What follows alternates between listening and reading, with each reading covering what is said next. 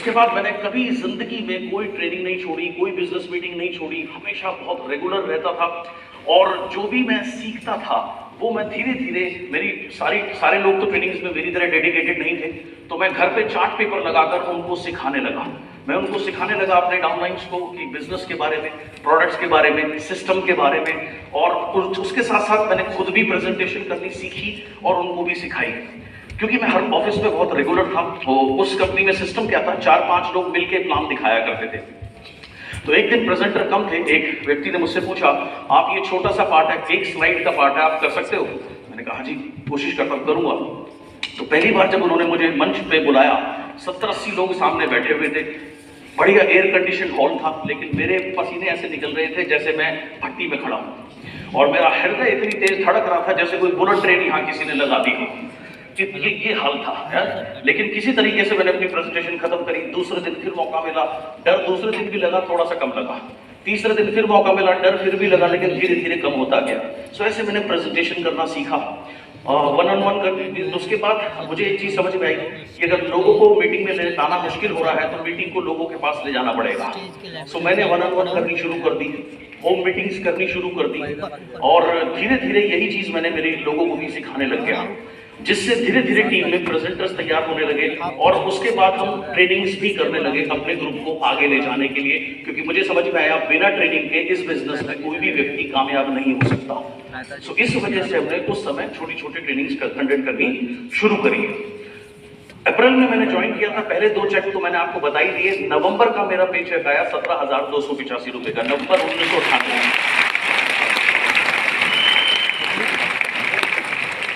उस समय ये बहुत अच्छी आमदनी थी, वो भी मेरे लिए, क्योंकि मैं तो जस्ट कॉलेज से पास आउट हुआ था। उस समय क्लास 1 ऑफिसर्स की भी तनख्वाह 20-25 हज़ार रुपए से ज्यादा नहीं हुआ करती थी। सो उसके बाद माइंडसेट में हमेशा मेरी एक ही चीज रहती थी, सक्सेस ऑल द टाइम। हमेशा सक्सेसफुल कैसे होना है, कामयाब कैसे होना है, क्या करना है, कहाँ जाना है, किसको प्लान दिखाना है, यही चीज हमेशा चलती रहती थी। बस कुछ बड़ा करना है, कुछ करना है, कुछ करना है, कुछ बड़ा हासिल करना है। 1 साल जब पूरा हुआ तो मुझे बेस्ट न्यू प्रेजेंटर का अवार्ड मिला 1999 के अंदर में, अप्रैल 99 के अंदर में। अक्टूबर 99 में मेरी पहली कार आई, व्हाइट कलर की सेंट्रो। 13 अक्टूबर 99 की बात है, मुझे आज भी याद है। और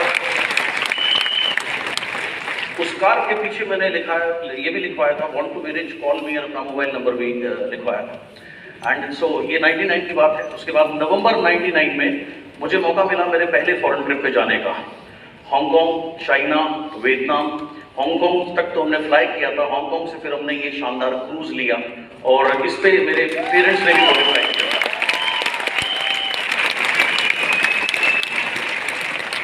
मेरे 6 डाउनलाइन, मेरे मदर एंड फादर, एंड साथ में मेरे मामा। सो हम लोग इस ट्रिप के ऊपर गए थे। ये मेरे लाइफ का पहला फॉरेन ट्रिप था। ऑब्वियसली मैं बहुत एक्साइटेड था। इतना ज़्यादा एक्साइटेड था, जब मैं इमिग्रेशन काउंटर पे पहुंचा तो मैंने इमिग्रेशन ऑफिसर से पूछा, क्योंकि जब तक वो आपकी पासपोर्ट पे मोहर न लगाए तो आप इंडिया से बाहर नहीं जा सकते। तो मैंने उससे पूछा, मैंने कहा सर आपने कितने लोगों को बाहर भेजा होगा? उसने बड़े अकड़ के कहा, लाखों लोगों को। मैंने कहा सर आप कभी गए हैं? बोला नहीं। मैंने कहा सर बुरा मत मानना, आप कभी जाओगे भी नहीं। बोला क्यों? मैंने कहा सरकार आपको एलटीसी देती है इंडिया में घूमने के लिए, और 80% सरकारी जो लोग होते हैं उसके भी झूठा बिल बना के पैसे खा जाते हैं। तो बोला, अब उसको अजीब सा लगा। उसने कहा तुम क्या करते हो? तो मैंने कहा सर मैं आपके जैसे लोगों की मदद करता हूँ कि पार्ट टाइम में काम करें और फ्री में फॉरेन ट्रिप जाए, जैसे मैं जा रहा हूँ।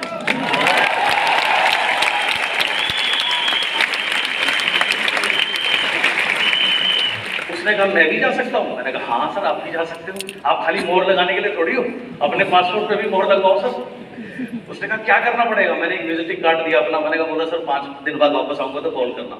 मैं तो ये कह के भूल गया, वहां मस्त हो गया। लेकिन जब मैं वापस आया 7 दिन बाद उसका कॉल आया। उसने कहा आपको याद है आपने मुझे ऐसे ऐसे कहा था? मैंने कहा हाँ जी याद है। बोला क्या करना है? मैंने कहा सर ये पता है, यहाँ पहुंचा हूँ, यहाँ बिजनेस मीटिंग होती है, वो आपको बताएंगे क्या करना है। बोला ये तो बहुत दूर है। तो मैंने कहा सर फॉरेन ट्रिप भी तो फिर बहुत दूर है ना सर।